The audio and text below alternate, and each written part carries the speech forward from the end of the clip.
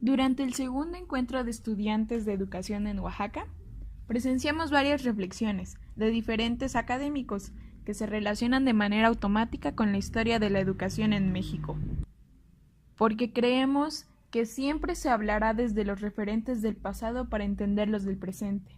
A continuación, las evidencias que rescatamos de los ponentes.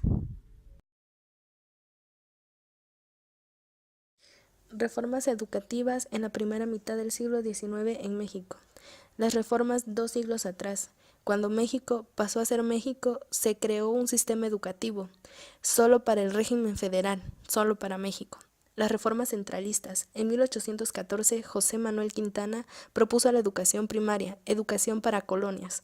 En 1821 se puso en práctica todo lo anterior, mecanismos para cambiar la educación que estaba al cargo de las dependencias religiosas. En 1822, el imperio de Iturbide pone en marcha lo que se propuso en España. En 1833, Valentín Gómez Jesús Farías estaban a la cabeza de la reforma educativa. En 1843, Manuel Baranda propuso otra reforma educativa. Que si realmente cambió México después de la Revolución, sabiendo que después de la Revolución alentó la alfabetización y el interés para leer y escribir. ¿México cambió realmente?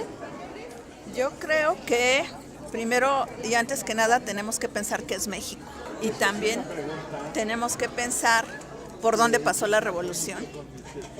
Entonces, si pensamos la diversidad que tiene México y por dónde pasó la revolución, nos vamos a dar cuenta que México cambió, sí, pero no totalmente en todos los espacios ni lugares.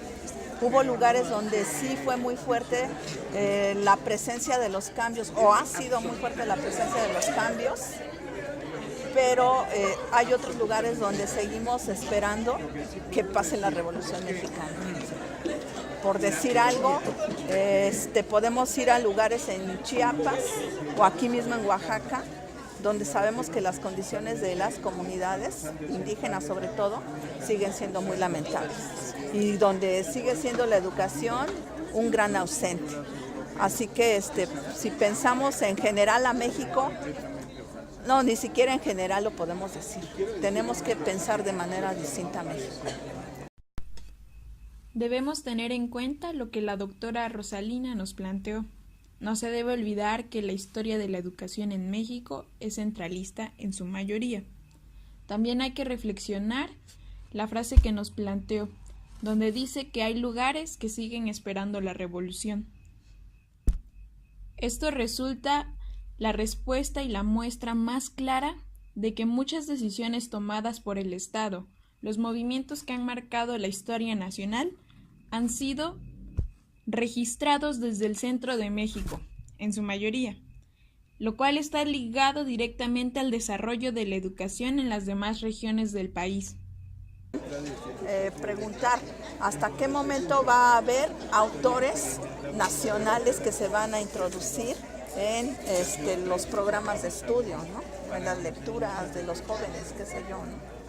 Pero de hecho a partir del siglo XIX va a empezar a haber una serie de autores nacionales, ya podemos hablar de autores nacionales o mexicanos, que van a intentar escribir libros de texto, como es con Guillermo Prieto, ¿no? Guillermo Prieto, pues sí que es hijo de criollos tal vez, pero que después ya se asume como mexicano, es uno de los que va a crear, a redactar libros de texto.